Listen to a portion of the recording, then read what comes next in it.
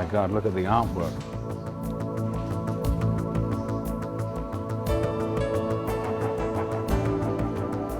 Imperial Hotel. Oh, this is from Anthony Burgess again.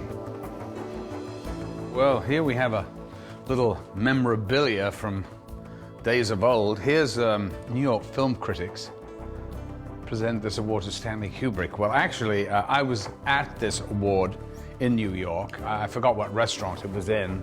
I went there with Anthony Burgess, the author of the novel A Clockwork Orange, and an extraordinary man he was. I spent a week with him in New York doing all the press and going to the David Frost show and that show and whatever.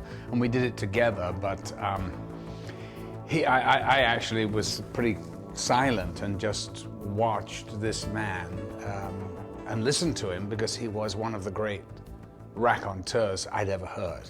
He got up at the New York's film critics before them all to accept, as he said, I've been sent here by Stanley Kubrick to pick up this award. Here's a letter from Ted Ashley, who ran Warner Brothers in 1971.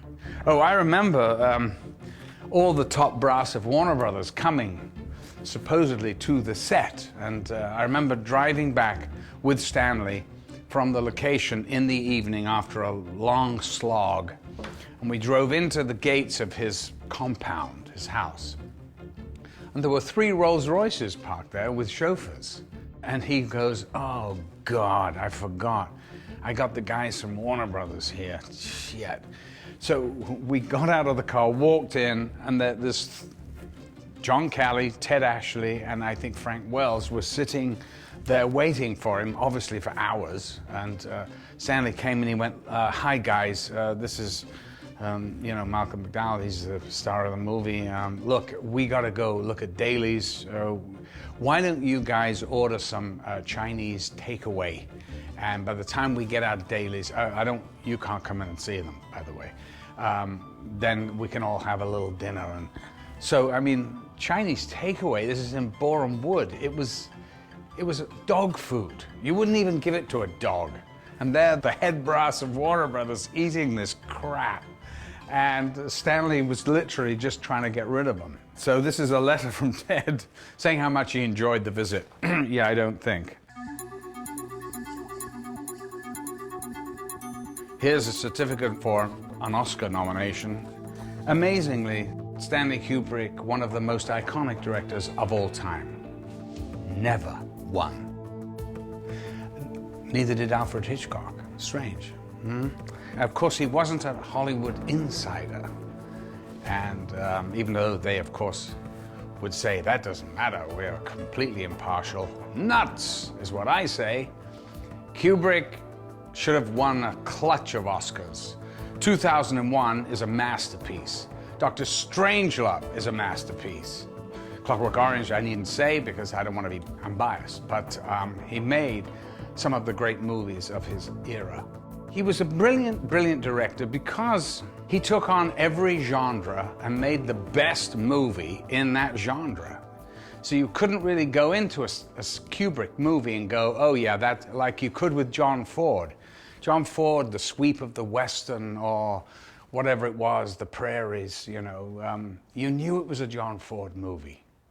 But with Stanley, I mean, from Paths of Glory to Lolita, I mean, what an incredible difference in style and everything else. And then to Barry Lyndon, The Shining. I mean, it's an amazing oeuvre, as they say.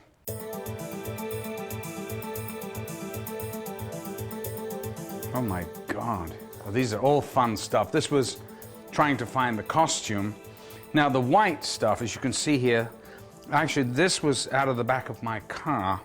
I had a bag of cricket gear. And the protector, this codpiece thing, it's supposed to be worn under the pants when you play cricket.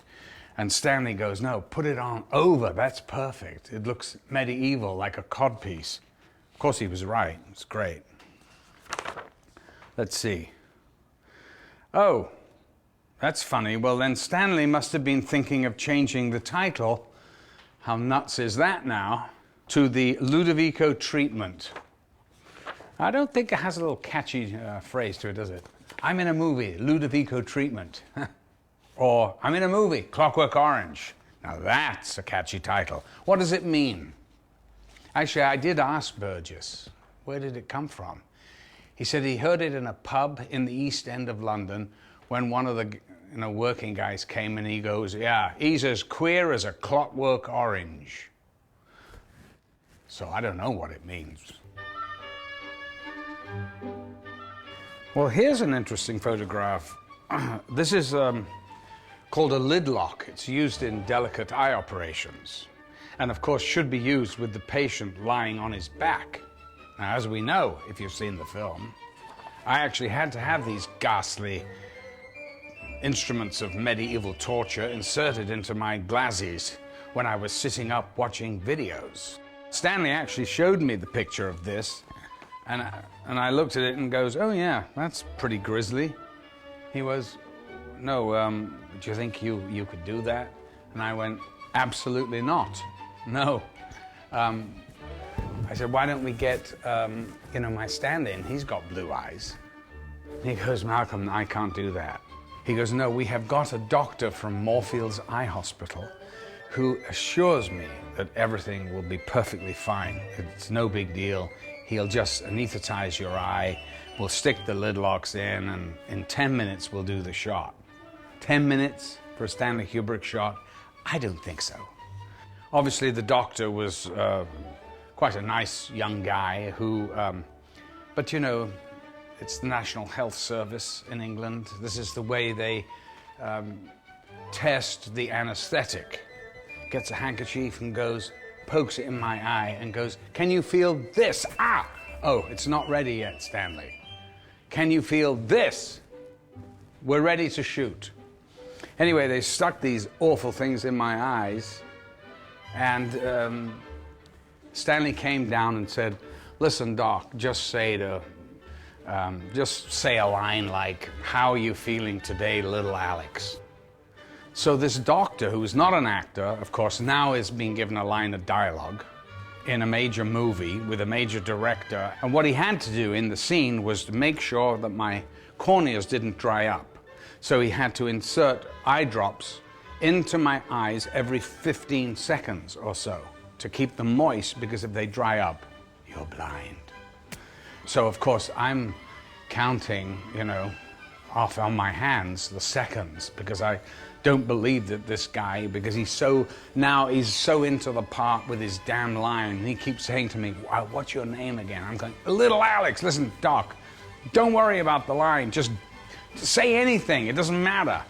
Anyway, he was so freaked out by his line, and which freaked me out because I didn't want to go blind, and anyway, he managed to get the drops in. So everything was fine. We got the scene. It was harrowing, but quite extraordinary, and the whole thing. And on the way home, the anesthetic wore off. And I went over a pothole, I remember, in the car, and it felt like I'd had a razor blade sliced right down the whole of my body. Stop it, please, I beg you! And literally, I've never felt pain like it. It was so intense and so all-consuming that my doctor had to come over. He lived around the corner, thank God. He had to come over and give me a shot of morphine. In a roundabout way, I've been living off the sort of residuals of Clockwork Orange, metaphorically. It's an iconic film, and really, how many of those do you make in your career? If you get one, you're very lucky.